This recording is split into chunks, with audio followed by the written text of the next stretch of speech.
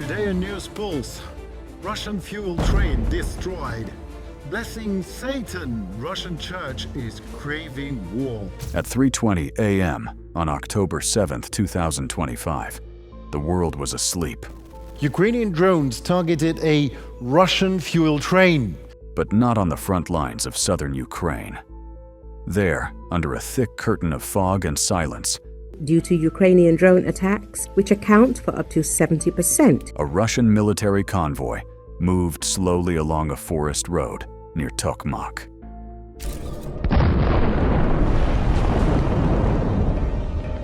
Ukrainian intelligence HUR added that after being wounded, Abachev, Russian general, was taken by military transport aircraft to The engines growled quietly, headlights dimmed, and soldiers inside the trucks trusted the darkness to protect them.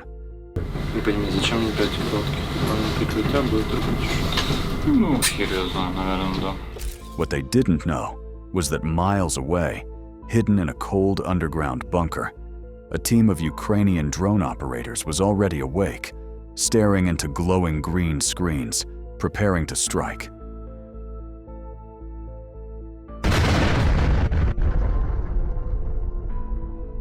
Above the sleeping land, invisible to radar and unseen by human eyes, 20 drones were already in the air, humming softly, gliding like ghosts toward their targets.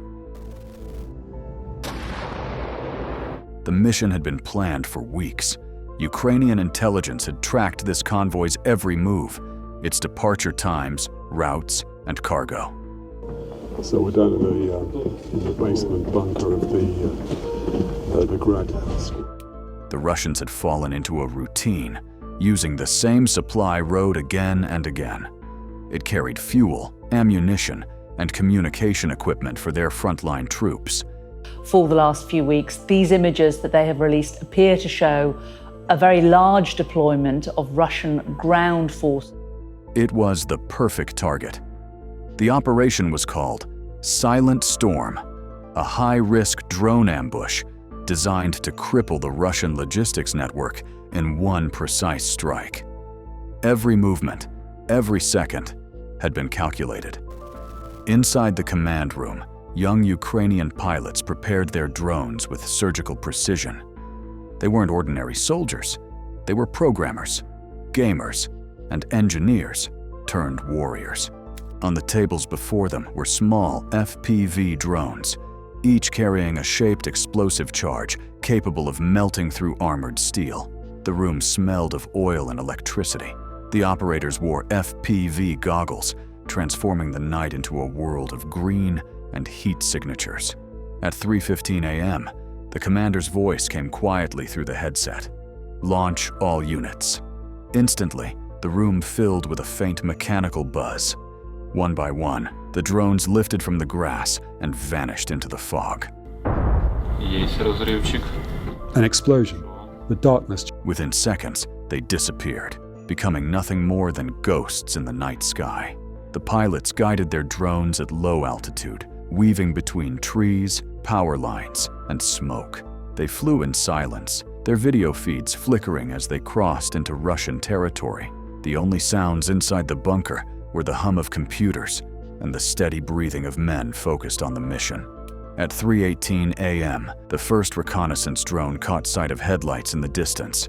The convoy was right on schedule, 22 vehicles in total, fuel trucks, ammo carriers, and armored escorts. The lead truck was loaded with thousands of liters of fuel. The middle carried ammunition, and the rear held the command vehicle with communications equipment. The operator leading the mission whispered through his headset, "Targets confirmed. Engage."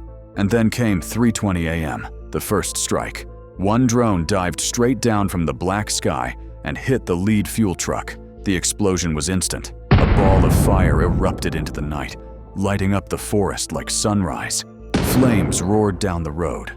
The shockwaves shook the earth. Before the Russians could even react, 2 more drones slammed into the ammunition trucks behind.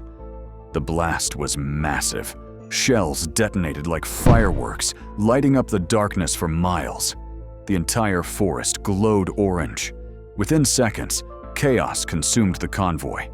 Russian soldiers jumped from their trucks, firing wildly into the sky. Some tried to drive forward, others reversed into the flames.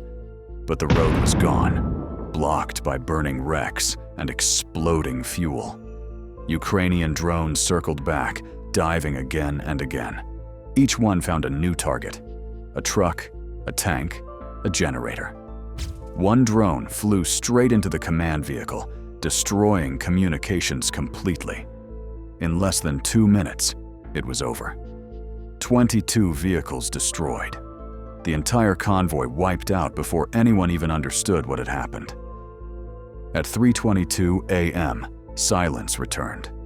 Only the crackle of burning metal and the distant roar of fire filled the air. Back in the Ukrainian command room, the drone pilots sat frozen, watching the live feeds. The screen showed flames rising higher than trees.